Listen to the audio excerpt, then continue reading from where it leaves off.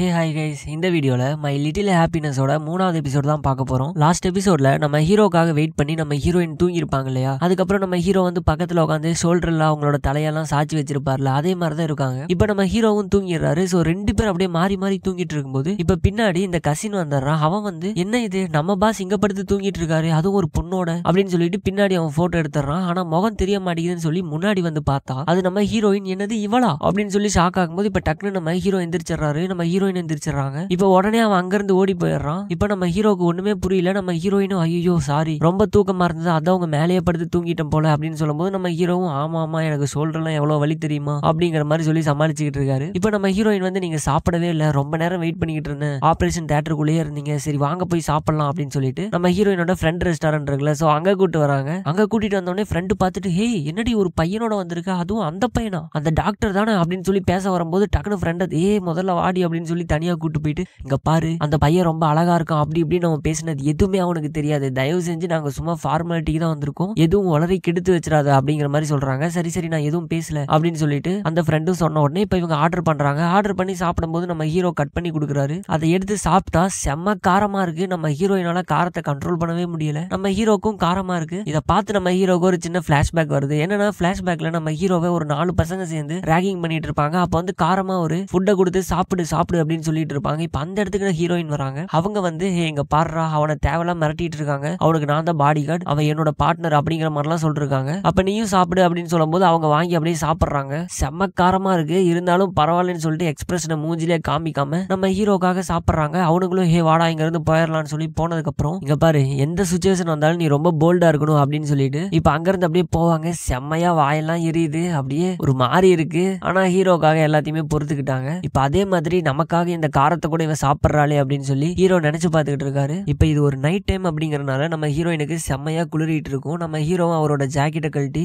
ஹீரோயினோட ஷோல்டர்ல போட்டு விட்டு இந்த இது போட்டுக்கோ அப்படிங்கிற மாதிரி சொல்றாரு. இப்ப வா ஹாஸ்பிட்டல் போலாம் அப்படிங்கிற மாதிரி சொல்லி ஹாஸ்பிட்டல் கூட்டு வராரு. இவர் எதுக்கு கூட்டிட்டு வந்திருக்காரு அப்படின்னா இவர் இருக்கிற ஹாஸ்பிட்டல்ல ஒரு வயசான பேஷண்ட் வந்து யார் எது சொன்னாலும் கேட்கவே மாட்டாரு, சாப்பிடாமே இருப்பேன் அப்படின்னு சொல்லி சாப்பிடாமே இருப்பாரு. ஆனா அவரு அப்ப சாப்பிட்டுக்கிட்டு இருக்காரு. எதுக்காக நீ இவரை இவ்வளவு அப்சர்வ் பண்ணிட்டு இருக்க அப்படின்னு சொல்லி நம்ம ஹீரோயின் கேட்கும்போது இங்க பாரு இவருக்கு மேஜரான ஒரு ஆபரேஷன் இருக்கு, சோ கண்டிப்பா இவர் இங்க இருந்துதான் ஆகணும். ஆனா அவர் அதெல்லாம் கேட்டுக்கவே மாட்டேங்கிறாரு. அது மட்டும் இல்லாம பசிக்கலன்னு சொல்லிட்டே இருந்தாலும் அவருக்கு ரொம்ப பசிக்குது. எவ்வளவு நேரம் தான் ஒரு மனுஷன் வந்து பசியை கண்ட்ரோல் பண்ண முடியும், அதனால தான் சாப்பாடு வாங்கி கொடுத்தேன். நீ ஒரு ரிப்போர்ட் கேட்டல, இனிமேல் இவரையே உன்னோட சப்ஜெக்டா எடுத்துக்க, இவரோட எல்லா ஹிஸ்டரியும் எடுத்து நீ ஒரு ரிப்போர்ட்டாட்ட ரெடி பண்ணி உன்னோட டீம் கிட்ட நீ சப்மிட் பண்ணிக்கோ அப்படிங்கிற மாதிரி நம்ம ஹீரோ சொல்றாரு. நம்ம ஹீரோயினுக்கு ரொம்ப சந்தோஷமா இருக்கு. இப்ப அந்த நாள் நைட்டு அந்த தாத்தாவோட எல்லா டேட்டாவும் கலெக்ட் பண்ணி எடுக்கிறாங்க. இப்ப நம்ம ஹீரோயின் வந்து அதெல்லாமே ஒரு டாக்குமெண்டா ரெடி பண்ணி நம்ம ஹீரோக்கு அனுப்பி நானே ரெடி பண்ணது எப்படி இருக்கு அப்படின்னு சொல்லி கேட்கும்போது நம்ம ஹீரோவும் சேம் டைம் அவரும் இதே ஒரு மாதிரி டாக்குமெண்டா ரெடி பண்ணி அவரும் அனுப்புறாரு. சோ 2 பேருமே ஒரே வேலை தான் செஞ்சுட்டு இருக்காங்க. இப்ப 2 பேருமே நல்லா இருக்கு. இப்ப 2 பேருமே அப்படியே மெசேஜ் பண்ணிட்டு நம்ம ஹீரோ ஸ்மைலி எல்லாம் போட்டு விடுறாரு. அவருக்கு ரொம்பவே சந்தோஷமா இருக்கு. இப்ப நம்ம ஹீரோயினும் போய் தூங்கிடுறாங்க.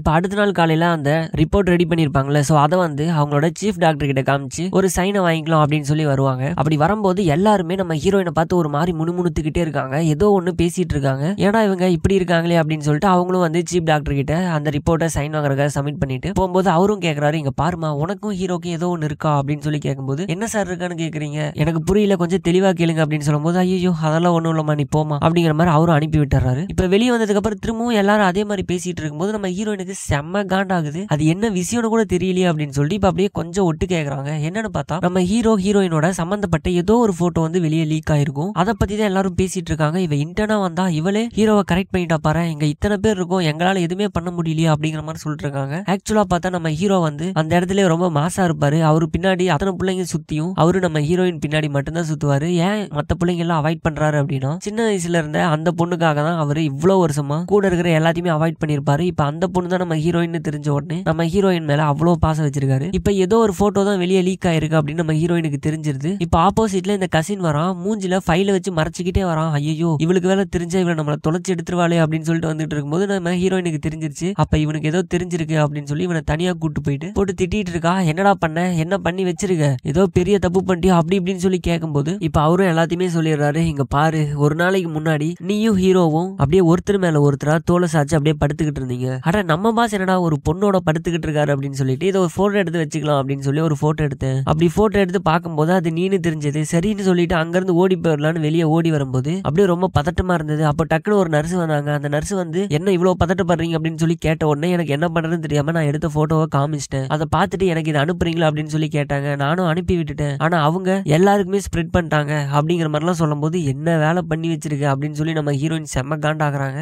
உன்னை இருறா நான் வந்து பாத்துக்கிறேன் அப்படின்னு சொல்லிட்டு அங்கிருந்து கிளம்புறாங்க. இப்ப நேரா நம்ம ஹீரோவோட ரூமுக்கு தான் வராங்க. அந்த ரூமுக்கு வந்துட்டு இங்க பாருங்க, நான் நேற்று ரெடி பண்ணல அந்த டாக்குமெண்ட் அது எல்லாத்தையுமே நான் சப்மிட் பண்ணிட்டேன். அது மட்டும் இல்லாம அந்த பெரியவர் வந்து உங்க மேல ஒரு கம்ப்ளைண்ட் கொடுத்திருக்காரு, அதனால நீங்க மீட்டிங் அட்டன் பண்ணணும் அப்படின்னு சொல்லும்போது என்ன டைமிங் சொல்லி கேட்பாங்க. சரி ஓகே நான் டைமிங் உங்களுக்கு சொல்றேன் அப்படின்னு சொல்லிட்டு நம்ம ஹீரோயின் அங்கிருந்து கிளம்புவாங்க. கிளம்பும்போது ஒரு நிமிஷம் அப்படின்னு சொல்லி கூப்பிடுறாரு. என்ன அப்படின்னு கேட்கும்போது என்ன நீ பாட்டிக்கு வந்த பேசுன நீ பாட்டிக்கு போற அவ்வளவுதானா, வேற எதுவும் பேச மாட்டியா அப்படின்னு சொல்லும்போது என்ன பேசணும் அப்படின்னு சொல்லி நம்ம ஹீரோயின் கேட்பாங்க. இப்ப டக்குன்னு நம்ம ஹீரோ எந்திரிச்சு நிப்பாரு. எந்திரிச்சு நின்னதுக்கு அப்புறம் ஐயோ இவன் வேற ஏன்டா பக்கத்துல வரான் அப்படின்னு சொல்லி நம்ம ஹீரோயின் யோசிச்சுக்கிட்டு இருப்பாங்க. இப்ப என்ன சொல்றாங்க அப்படின்னா, இன்னைக்கு நைட்டு 7 மணிக்கு நீ ஃப்ரீயா இருக்கியா, எனக்கு வேலை எல்லாம் முடிஞ்சிடும், நம்ம வேணா வெளியே போலாமா அப்படின்னு சொல்லி நம்ம ஹீரோ கேட்கும்போது எதுக்குப்பா இன்னொரு ரூமர் வருதுக்கா அப்படின்னு சொல்லி நம்ம ஹீரோயின் கேட்பாங்க. என்னது ரூமரா, என்ன ரூமர் அப்படின்னு சொல்லும்போது நம்ம ஹீரோயின் ஃபர்ஸ்ட் எதுவும் சொல்ல மாட்டாங்க. அதுக்கப்புறம் எல்லாத்தையுமே சொல்லிடுறாங்க. இப்ப நம்ம ஹீரோவும் இதெல்லாம் வரத்தான் செய்யும், அதெல்லாம் அசால்ட்டா எடுத்துக்க, நீ கேட்டுக்காத எதுவுமே, 2-3 நாள் எல்லாரும் இதை மறந்துடுவாங்க அப்படின்னு சொன்னோன்னு எங்க மறந்துடுவாங்க, யாரும் எதுவுமே மறக்க மாட்டாங்க, நான் வேற இன்டர்னுக்கு வந்திருக்கேன், என்னோட ப்ராஜெக்ட் என்ன வருது அப்படி இப்படின்னு சொல்லிட்டு இருப்பாங்க. அது மட்டும் இல்லாம நான் அவங்களை லவ் பண்றேன்னு சொல்லிட்டு இருக்காங்க அப்படின்னு சொல்லும் போது இதெல்லாம் கேட்டு இப்ப என்ன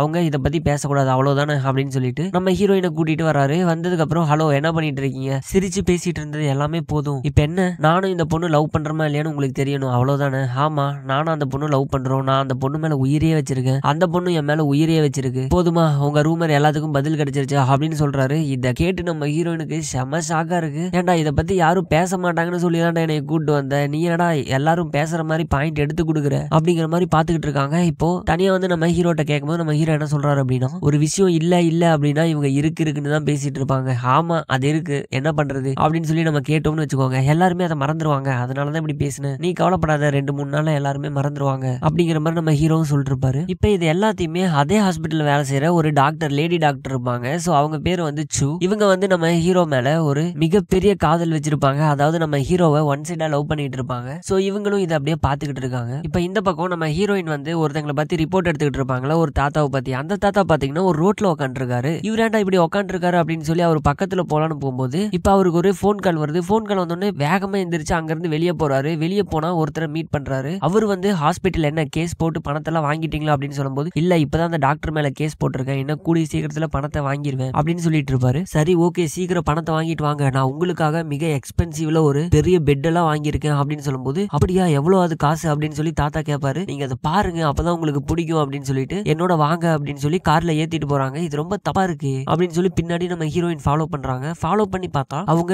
ஒரு மெடிசன் எல்லாம் தயாரிக்கிற ஒரு ஃபேக்டரி மாதிரி இருக்கு, அந்த ப்ராடக்ட் எல்லாமே ஸ்டாக் வச்சிருக்கிற ஒரு குடோன் மாதிரி இருக்கு. அந்த இடத்துக்குள்ள போறாங்க. போயிட்டு இவங்க அப்படியே போட்டோ எல்லாம் எடுத்துக்கிட்டு இருக்கும்போது இப்ப அந்த நபர் வெளியே வந்துடுறாரு. வெளியே வந்து அம்மா நீ யாருமா அப்படின்னு சொல்லி கேட்கும்போது இப்ப அந்த இடத்துக்கு நிறைய பேர் வந்துடுறாங்க. இல்ல நான் இங்க ஒருத்தர் தேடி வந்தேன் அப்படின்னு சொல்லும்போது யார் அவரு அப்படின்னு சொல்லி கேட்டுக்கிட்டு இருப்பாங்க. டக்குன்னு நம்ம ஹீரோயினுக்கு ஒரு போன் கால் வருது. அதை அட்டன் பண்ணி பார்த்தா நம்ம ஹீரோ தான் பேசிட்டு இருக்காரு. அவர் மேலதான் கேஸ் போட்டிருப்பாங்கல்ல, மீட்டிங் வர சொல்லிட்டு நீ எங்க போன அப்படின்னு சொல்லி நம்ம ஹீரோயின் பேசும்போது அவங்களும் ஓ நீ இங்கதான் இருக்கியா, அதான் வந்துட்டேன் அப்படின்னு சொல்லி பேசி அப்படியே அங்க இருந்து சமாளிச்சு போயிடுறாங்க. இப்ப இந்த பக்கம் நம்ம ஹீரோயினோட ஃப்ரெண்ட் இருக்காங்களே, சோ அவங்களோட ரெஸ்டாரண்ட்ல தான் காமிப்பாங்க. அங்க ஒரு செட் ஆஃப் பீப்புள் வந்து உட்காந்து சாப்பிட்டுட்டு இருக்காங்க. அப்படி சாப்பிட்டுட்டு இருக்கும்போது அவங்களுக்குள்ள பேசிக்கிறாங்க, டே காசு வாங்கிட்டு வந்து சாப்பிடுறது எவ்வளவு கஷ்டமா இருக்கு தெரியுமா, அதுவும் இந்த மாதிரி சாப்பாடுலாம் யாராவது சாப்பிடுவாங்களா அப்படின்னு சொல்லி பேசிட்டு இருக்கிறத இந்த பொண்ணு கேட்டுறா. கேட்டு இப்ப பக்கத்துல போறா. இங்க பாருங்க காசு கொடுத்து இந்த இடத்துக்கு உங்களை வர சொன்னது யாரு அப்படின்னு சொல்லி கேட்கும்போது அவங்க எதுவுமே சொல்ல மாட்டாங்க. அவங்க கொடுத்ததை விட நான் அதிகமா காசு கொடுக்குறேன், யாருன்னு சொல்லுங்க அப்படின்னு சொல்லி கேட்கும்போது பக்கத்து டேபிள்ல தான் நம்ம ஹீரோவோட ரிலேஷன் இருக்கார்ல அந்த வென், சோ அவரு சாப்பிட்டுட்டு இருப்பாரு. வேற யாரு உங்க அப்பா தான் அப்படின்னு சொல்றாரு. நீ என்ன சொல்ற அப்படின்னு சொல்லி கேட்கும்போது கண்டிப்பா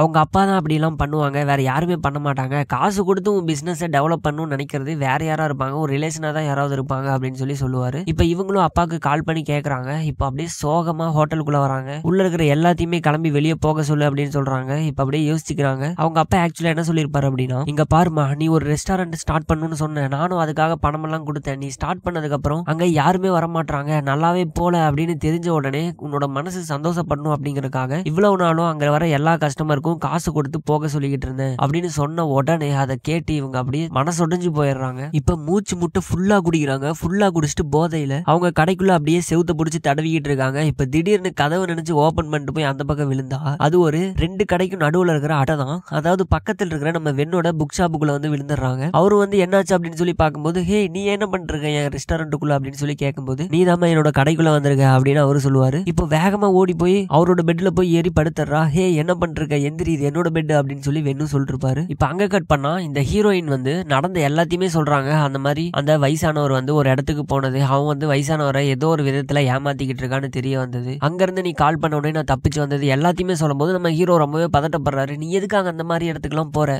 உனக்கு ஏதோ ஒன்று ஆச்சுன்னா நான் என்ன பண்ணுவேன், நீ இனிமேல் அங்கெல்லாம் போக கூடாது அப்படின்னு சொல்லும் போது அவங்க என்னமோ பண்ணிட்டு போறாங்க, உனக்கு என்ன அப்படின்னு சொல்லி கேட்கும்போது அதை எப்படி விட முடியும், அவங்க எத்தனை பேரை ஏமாத்துறாங்கன்னு தெரியல, அவங்க மூஞ்ச பார்த்தாலே அவங்க ஏமாத்துறவங்க மாதிரி தான் தெரிஞ்சது அப்படின்னு சொல்லி நம்ம ஹீரோயின் சொல்லிட்டு இருப்பாங்க. நீ சொன்னா கேட்கவே மாட்டல அப்படின்னு நம்ம ஹீரோவும் பாத்துக்கிட்டு இருக்கும்போது இப்ப அந்த இடத்துல நம்ம ஹீரோயினுக்கு ஒரு ஃபோன் கால் வருது. யாருன்னு பார்த்தா நம்ம வென்னு தான். அந்த ஃப்ரெண்டோட போன்ல இருந்து கால் பண்ணிருப்பா. உன் ஃப்ரெண்ட் இங்க குடிச்சு விழுந்து கிடக்குறா, சீக்கிரம் வாமான்னு சொன்னோன்னு நம்ம ஹீரோவும் ஹீரோயினும் அந்த இடத்துக்கு போயிடுறாங்க. இப்ப அங்க போய் பார்த்தா எல்லாருக்குமே ஒரே ஷாக்கு, என்னடா இது எல்லாரும் இங்கதான் இருக்கீங்களே அப்படிங்கிற மாதிரி பாத்துக்கிறாங்க. இப்ப நம்ம ஹீரோயினோட பேர் சொல்லி நம்ம ஹீரோ கூப்பிட்ட உடனே அந்த வென்னு அதை கேட்டுறான். இப்ப ஹீரோ தனியா கூப்பிட்டு போய் டே என்ன சின்ன வயசுல இருந்து ஒரு பொண்ணை தேடிட்டு இருந்தியா, அந்த பொண்ணு பேர் சொல்லி இந்த பொண்ணு கூப்பிடுற அப்படின்னு சொல்லும் போது ஆமாண்டா இந்த பொண்ணு தான் அந்த பொண்ணு அப்படின்னு சொல்லி நம்ம ஹீரோ எல்லாத்தையுமே சொல்றாரு. ஒரு வழியா கண்டுபிடிச்சிட்டல அப்படின்னு சொல்லி வென்னு கேட்கும்போது ஆமா, ஆனா இந்த தாட்டி நான் தொலைக்க மாட்டேன் அப்படிங்கிற மாதிரி நம்ம ஹீரோ சொல்லிட்டு இருப்பாரு. இப்ப அந்த ஃப்ரெண்டை ஒரு வழியா அப்படியே தள்ளாடி பிடிச்சு கூட்டிட்டு வந்து படுக்க வைக்கலான்னு போகும்போது கரெக்டா நம்ம ஹீரோவோட சட்டையில அந்த பொண்ணு வாந்தி எடுத்துறா. இப்ப அந்த பொண்ணு அப்படியே படுக்க தூங்க வச்சிடறாங்க. அந்த பொண்ணு வளரிக்கிட்டே இருக்கா, இருந்தாலும் அவளை அப்படியே அந்த பக்கம் போட்டுட்டு நம்ம ஹீரோக்கு இந்த பாத் ட்ரெஸ் எடுத்துட்டு வரதுக்காக நம்ம ஹீரோயின் வந்து அந்த ட்ரெஸ் எல்லாம் எடுத்து கொடுக்குறாங்க.